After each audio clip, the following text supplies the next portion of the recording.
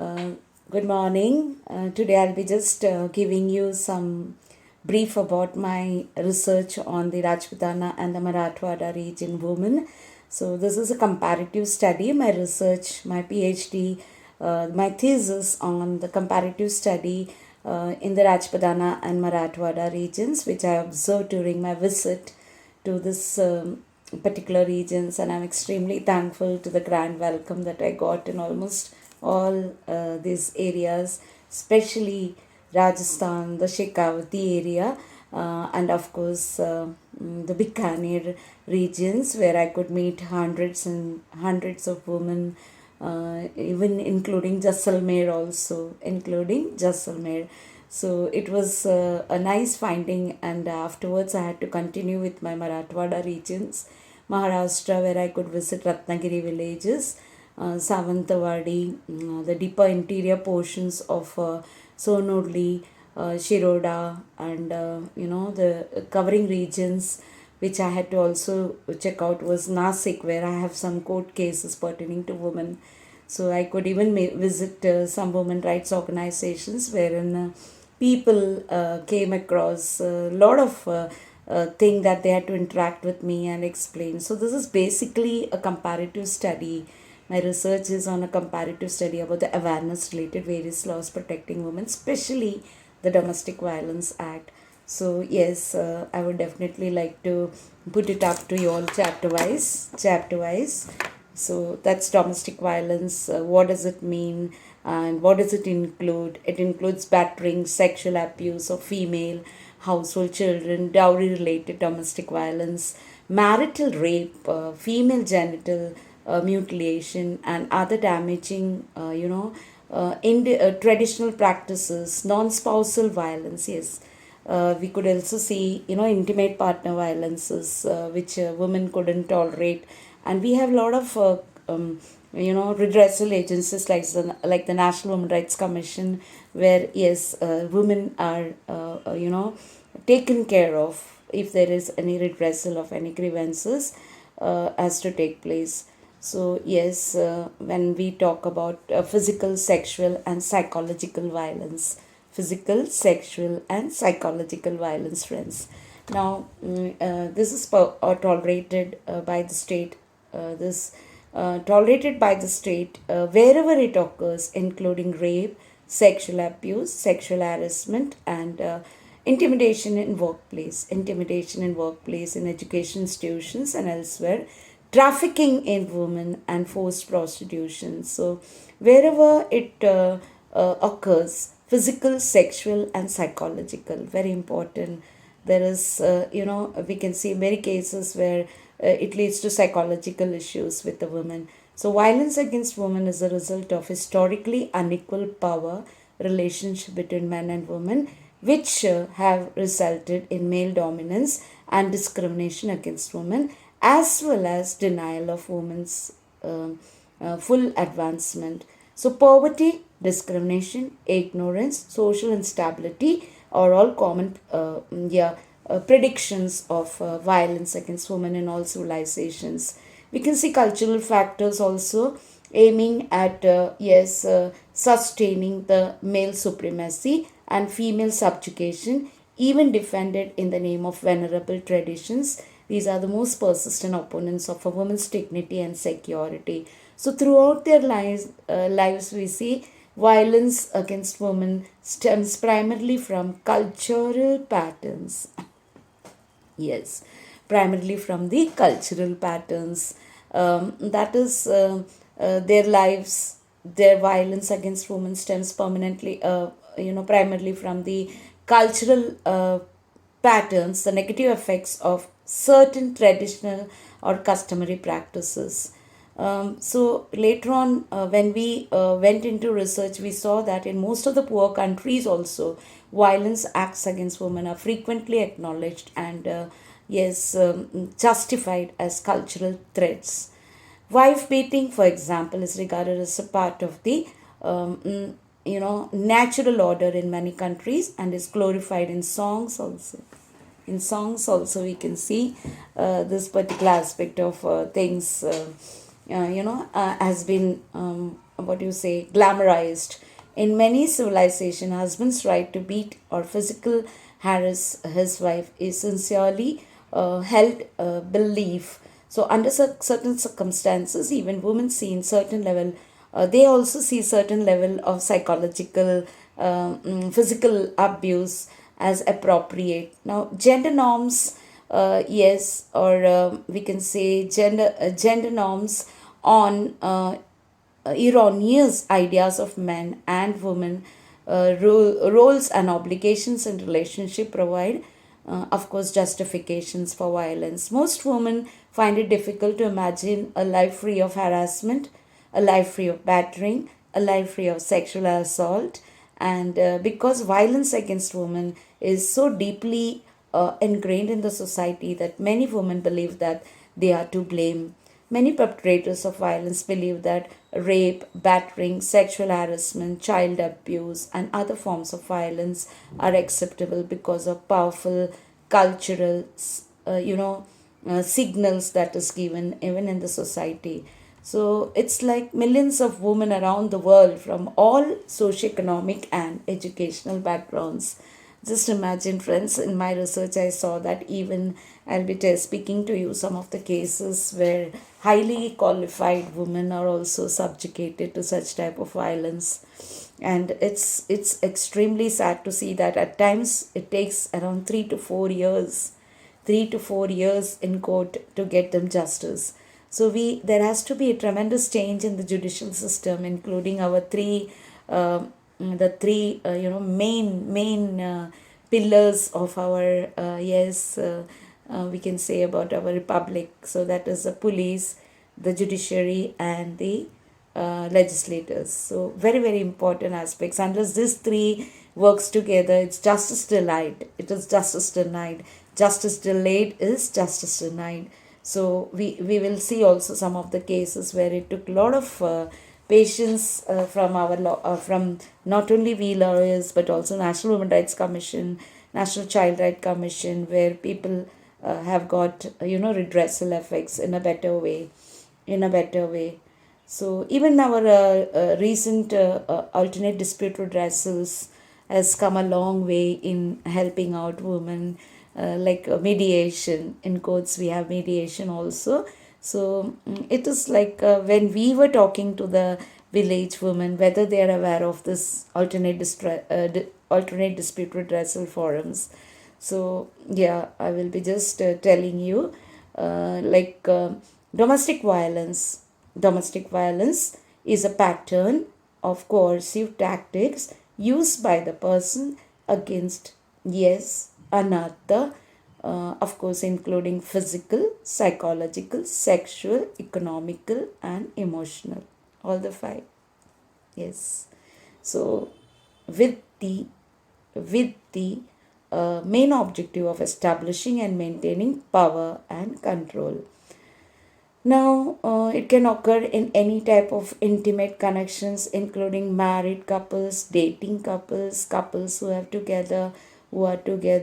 We see a lot of cases nowadays where in live-in relationship also, and intimate partner violence. We can see a lot of intimate partner violence, where both are emotionally attached, and in the initial stages, they help each other out. For example, one of the if one of them is helping the other in some or the other way, like giving away some money or some, like a wife just pledging her ornaments to safeguard, and then later on the relationship goes wrong, and there are a lot of cases where men suffer. There are a lot of cases where men suffer. We have seen even false rape charges filed against men.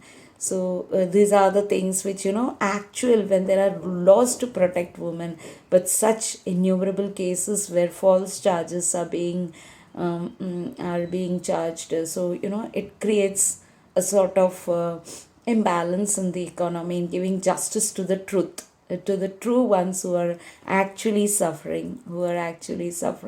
So there is a need for all the authorities also to just explain to them the repercussions where if there is any false charges. So yes, of course, when we talk about abusive behavior. They are signs of being upset or out of control. Abusers choose to exercise power.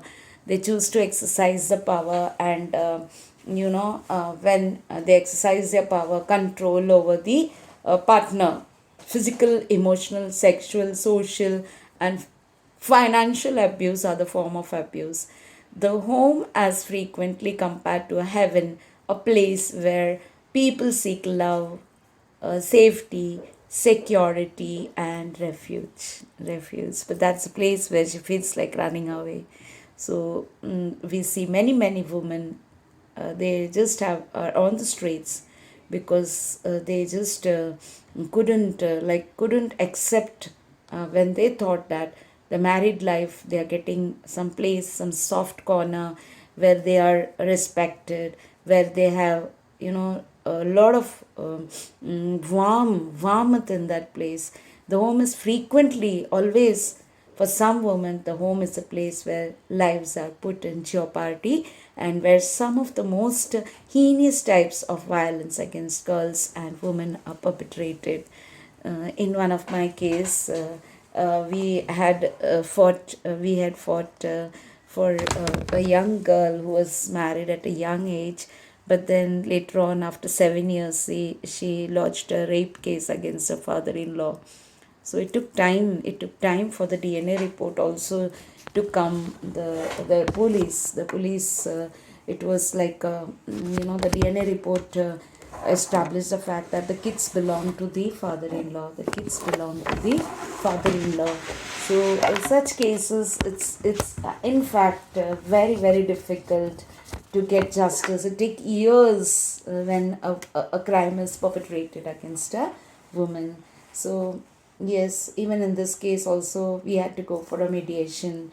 Finally, the family court ordered a mediation, and it was a judicial mediation where the matter was settled and the kids were handed over to the father-in-law.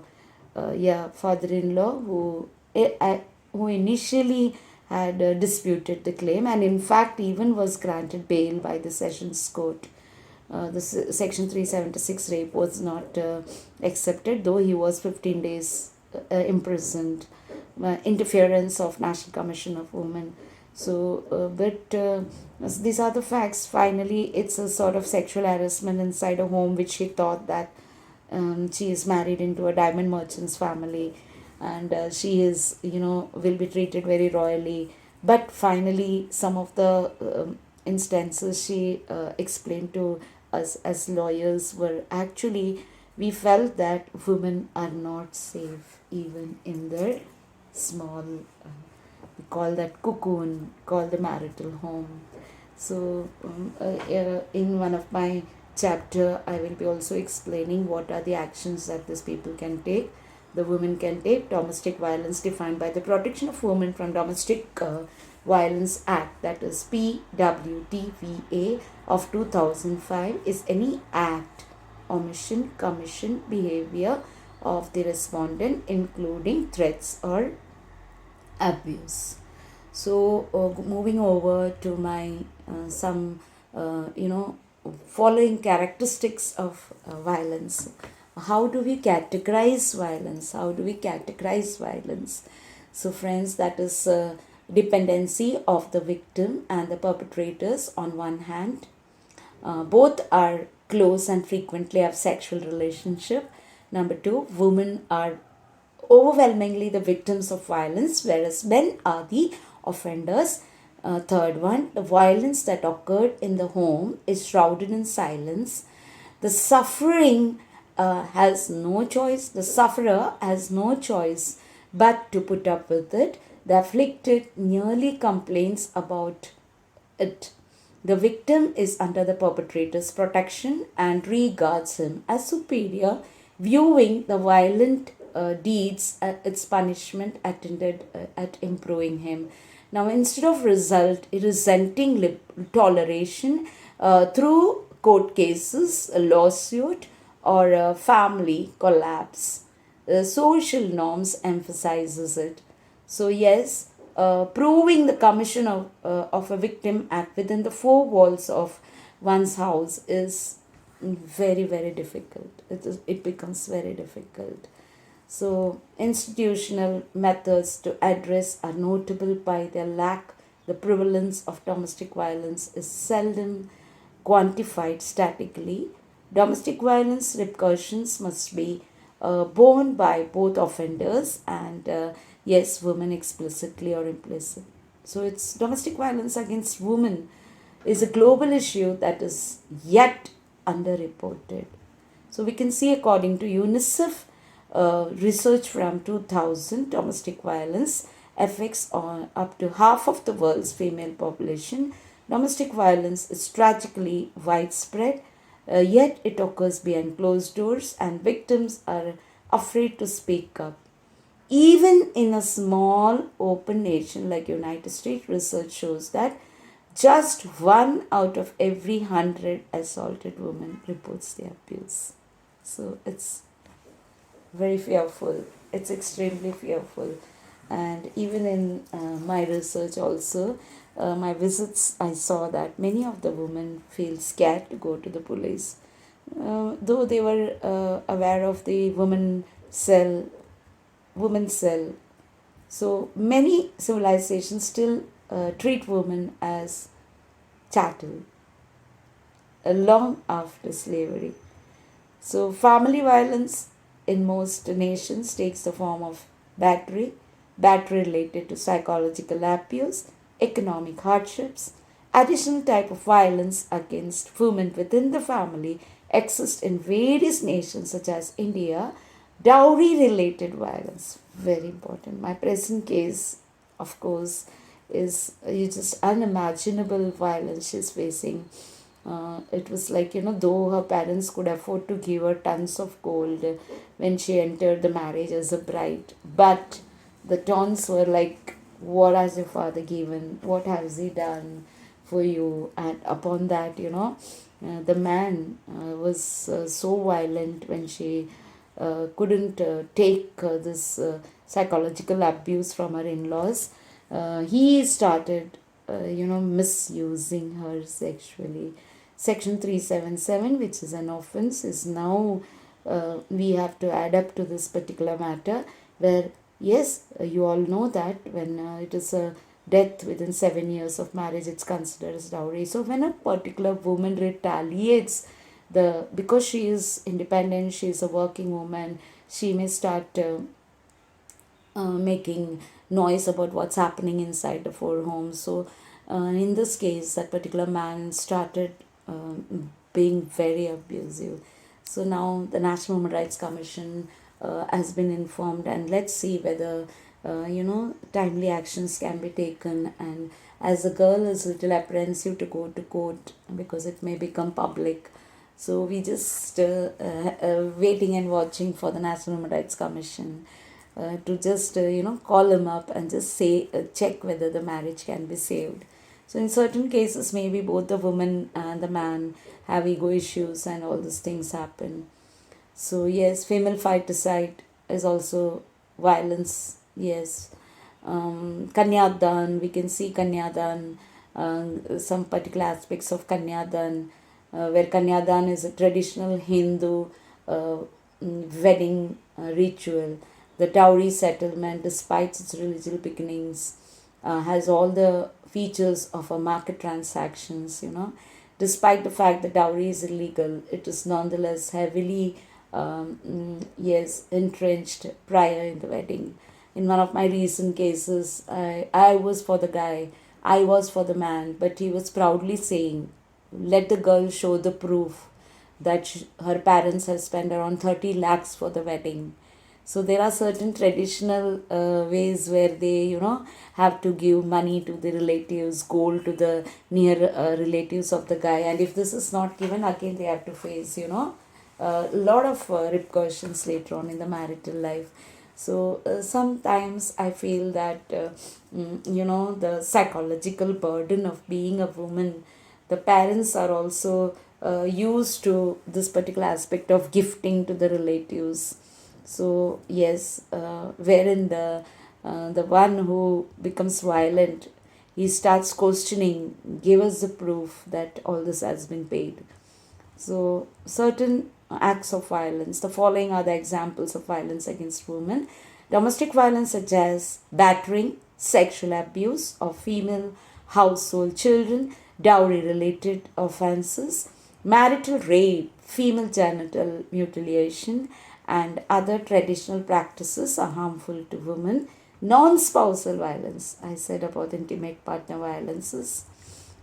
Yes, then physical, sexual, and psychological violence in general population. Now we see because of modernization and industrialization, there are men and women working together, and mostly they have it's like a relationship is like a marriage, and of course the psychological and the emotional bonding they create. Both of them sacrifice a lot for each other in the initial stages. For example, if one is having a downslided career, the other tries to help, the other tries to help. And in the they may mortgage, they may pledge, they may mortgage their home, they may pledge their gold, and they just try to help out the other person. But eventually, as we say, in the incompatibility arises, and a lot of repercussions takes place in the relationship, even filing false charges against each other. So there was this case recently where I saw even a case of theft was registered against the girlfriend, saying that she stole his mobile when she filed a false case. When she filed a false, it's actually consensual.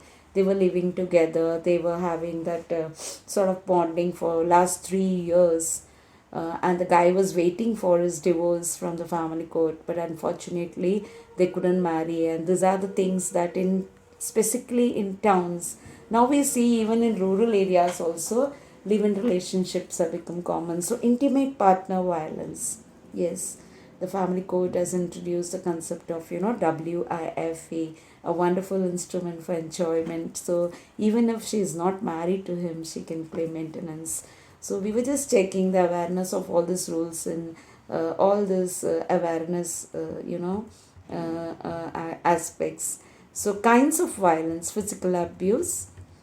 Physical abuse includes pushing, restraining, shaking, slapping, biting, punching, kicking, throwing objects at the victim, target hitting, sustained beating, abuse planned to cause the victim to miscarry. Yeah, many cases come, especially when in second marriages where a woman is pregnant, and finally there is some incompatibility in the second marriage. We have seen a case where literally in the ninth month a woman was kicked, like a ninth month. She was about to deliver. Unfortunately, she delivered the baby, but she couldn't save the marriage. So these are also certain instances where we come across lately. Very, very, very sad cases where the woman along with her child has to go to the courts and seek justice. So awareness is very important regarding emotional abuse also. Emotional abuse, yes, of course, creating jokes about the victim, insulting her, criticizing the victim's competency. Very important, friends. Criticizing her competency is very common nowadays. It's very common. Whatever the woman does, it's naturally like she is from a 1 to 100. They may even make her zero. You are zero in our eyes. So all these are actually emotional pressure. It can be treated as domestic violence. So of course, blaming the victim for all the problems, withholding affection as a form of punishment. There is affection, but he doesn't show the affection. He starts blocking her everywhere. We saw the recent case from the Nasik court where a particular guy was actually accused of dowry, And finally, when she complained to the authorities, she was actually blocked from even the family group. So though she was ready to reconcile, now she is scared that even she has been blocked from his family group. So these are all mental torture that happens in domestic violence in humans. So a woman, it's very difficult to accept that her man has literally stopped her from being in his company, his friends, his relatives. So all these are the things that coming, threatening suicide to punish the victim, threatening physical violence, intimidating to take the children away from the victim. We have seen in one of the cases where the child was having fever, and where access was granted literally in the garden, the child was snatched away and taken. So these are the cases. It was very difficult to trace where the child is and where he took her. So third, the C, A, B, C. C is sexual abuse. Yes, sexual jokes that makes the victim uncomfortable, treating women as sexual objects, criticizing the victim's sexuality, using sexual jealousy as a tool of control, uncomfortable or unwanted touches, withholding sex as punishment, demanding sex, flaunting affairs, rape, sex after beatings, forcing the victims to witness or participate in sexual activity with others, sexually assaulting the victim in front of the children, sexual torture. So social abuse. Number four, the social abuse. The sufferer is isolated from others in the community. I told you just now the latest form is, yes, blocking her everywhere. When they are subjected to social abuse, the fewer people the victim knows, the more power the abuser has over the victim. Here are some examples of social abuse. Number one, requiring the couple to spend all of the time together, discouraging the victim from meeting friends or family, refusing to allow the victim to see relatives or family, monitoring the victim's mail or phone conversations. Of course, restricting access to the car or the car keys, admitting to others that the victim is insane and aggressive. Very, very important. Financial abuse, making all financial decisions for the household, keeping financial secrets from the spouse, monitoring the victim's spending, controlling the victim's access to cash, controlling the victim's access to checkbook or credit cards, then refusing to let the victim work, forcing the victim to turn over income to the abuser. This is very common, especially in intimate partner violence. The income of one is always shared to the other, and it becomes an habit. And of course, then finally, when there is some incompatibility, yes, there is some vulnerability that happens, and finally, violence. So, domestic violence in India in other forms. The UNICEF reports on the progress of nations, which were jointly released in the Government of India and UNICEF, more than 60 million women who should have been living today are missing. Friends, sad statistics. Yes, discrimination against women, missing, feticide, domestic violence, dowry, death, physical assault, feticide, very, very important. With technological advances, several new types of violence have emerged, such as female feticide, which reacts in an asymmetric sexual ratio. Abortions are caused by social bias in favor of a male kid, according to the survey. Out of 8,000 cases of abortion following sex determination test, 7,999 are female fetuses.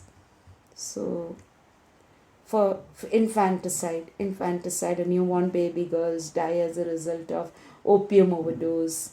They are abandoned, they are dumped into rivers, garbage, cans to perish. 90% of abandoned child girls are girls.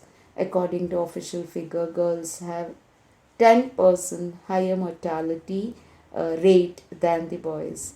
So assault, rapes, gang rapes, molestations. So these are the other aspects. Dowry demises, then materialistic culture victims. Consumerism has resulted in rise of atrocities, domestic violence, and physical assault in women. Millions of girls are at risk of physical abuse.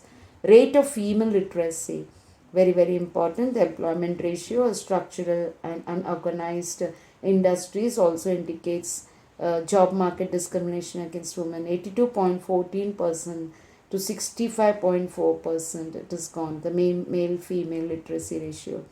So roots of domestic violence I'll be discussing in my next chapter.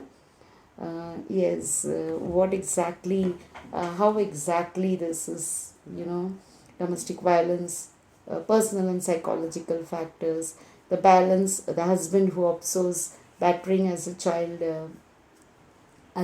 learns an important lesson. Then husband beaten severely by his parents is beaten in childhood. So some root causes where he is prone to an abusive behavior. So yes, let's go over to the next chapter on my research.